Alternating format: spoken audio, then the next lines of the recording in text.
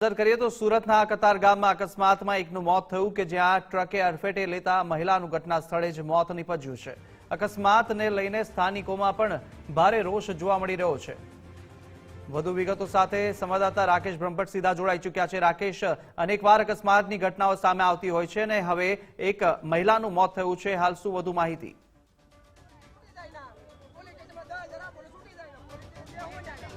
जी बिल्कुल शहरना रस्ता पर दौड़ता અને માતેલા સાણની જેમ દોડી રહેલા ટ્રકની અડફેટે વધુ એક ગમખ્વાર અકસ્માતની ઘટના બની છે।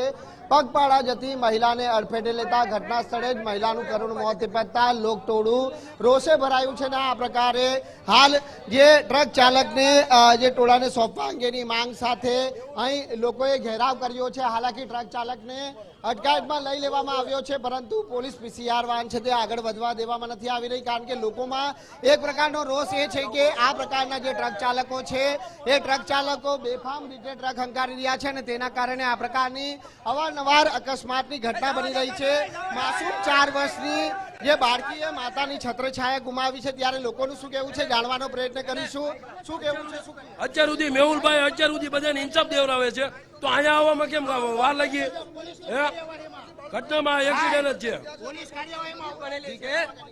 અત્યારથી 1.5 કલાક પહેલા ઘટના બનેલી છે। બેન જે બાળકીને સ્કૂલે મૂકીને આવતા હતા તે આ જે ટ્રક વાળા ભાઈ છે પહેલા આગળના વ્હીલમાં લીધા, છતાં પણ બ્રેક મારીને પછી પાછળના વ્હીલમાં લીધા અને બેનનું મૃત્યુ થઈ ગયું। પેટ આખું સિરાઈ ગયું છે એવું મૃત્યુ થઈ ગયું અને જાણવા મળ્યું છે માહિતી કે બેનના હસબન્ડ પણ નથી અને 2 છોકરીઓ જ છે અને એ મૃત્યુ થયા પછી ડ્રાઈવર ભાગતો હતો, અમે થોભીને રાખ્યો છે।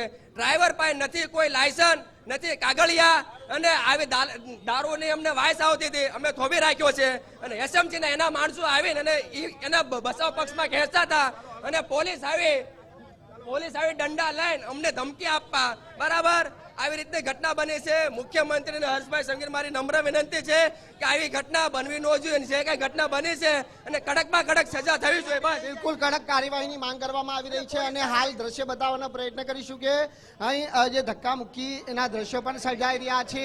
જ્યાં ઘટના બની છે ત્યાં પણ લઈ જવાનો આપણે પ્રયાસ કરીશું કે જ્યાં ટ્રક જે એસએમસીના કોન્ટ્રાક્ટર હેઠળનો ટ્રક છે અને જે ડોર ટુ ડોર કચરા નો જે જથ્થો હોય છે તે જથ્થો સપ્લાય કરવામાં આવતો હોય છે અને આ પ્રકારની જે કાર્યવાહી છે તે શરૂ કરી દેવામાં આવી છે।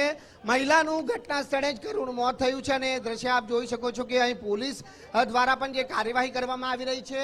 ટ્રક સુરત મ્યુનિસિપલ કોર્પોરેશનનો છે અને જે કોન્ટ્રાક્ટ હેઠળ આ ટ્રક છે તે કામગીરી બજાવે છે તે પ્રકારની માહિતી હાલ સામે આવી રહી છે, પરંતુ હાલ ટ્રક ચાલકની અટકાયત કરી દેવામાં આવી છે।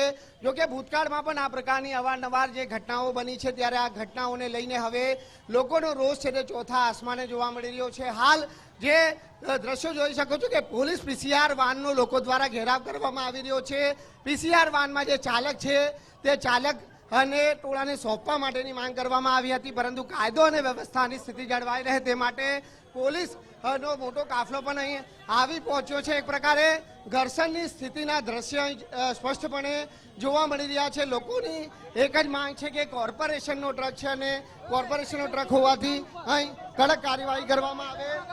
અન્ય લોકો જોડે વાત કરવાનો પ્રયત્ન કરીશું।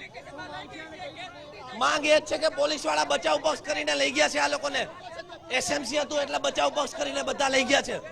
બસ પોલીસ કાર્યવાહી કરી રહી, પોલીસ કોઈ કાર્યવાહી નથી કરતી, પોલીસની કોઈ કાર્યવાહી થતી નથી, એટલે જ અમારે ઊભું રહેવું પડે છે। પોલીસ વાળાને બનાવનાર અમે, જે લોકો અત્યારે કાંઈ કાર્યવાહી કરતા નથી। જી બિલકુલ અહીં જે ધરના પ્રદર્શન કરવા માટે હાલ રોડ પર બેસી ચૂક્યા છે અને પોલીસ દ્વારા હવે અટકાયતનો દોર છે તે ક્યાંક શરૂ કરવામાં આવી રહ્યો છે, કારણ કે ભારે ટ્રાફિક જામની સ્થિતિ પણ અહીં સર્જાઈ ચૂકી છે। અકસ્માતની ઘટના બની છે, ઘટનાને લઈને માસૂમ જે બાળકી હોય છે તે માતાની છત્રછાયા ગુમાવી છે। જોકે અગાઉથી જ પત્નીનું અવસાન થઈ ગયું હોવા છતાં જે મૃતક છે મહિલા તે પોતાની 2 બાળકીઓનું ભરણ પોષણ કરી રહી હતી, પરંતુ આજે જ્યારે બાળકીને શાળાએ મૂકી અને પરત ફરી રહી હતી તે વેળાએ જ આ ટ્રકના ચાલકે અડફેટે લીધા હતા અને હાલ જે પ્રમાણે અકસ્માતની ઘટના બાદના દ્રશ્ય છે કે જ્યાં અહીં જે એક વાતાવરણ છે તે ગરમાયું છે વારંવાર આ પ્રકારની જે ગમખ્વાર અકસ્માતની ઘટનાઓ માટેલા સાંડની જેમ દોડતા જે ટ્રક ચાલકો છે તેના દ્વારા કરવામાં આવે છે અને પરિણામે નિર્દોષ લોકોનો ભોગ લેવાય છે, ત્યારે લોકોની એક જ માંગ છે કે કડક કાર્યવાહી કરવામાં આવે, પરંતુ હાલ પોલીસ હજી આ મામલે કાર્યવાહી કરી રહી છે. જે ચાલક છે તેને લોકો દ્વારા પણ મેથી પાક ચખાડવામાં આવ્યો છે અને પોલીસ દ્વારા હાલ ચાલકને પોલીસ મથકે લઈ જવામાં આવ્યો છે. જી રાકેશ, માહિતી બદલ આપનો આભાર.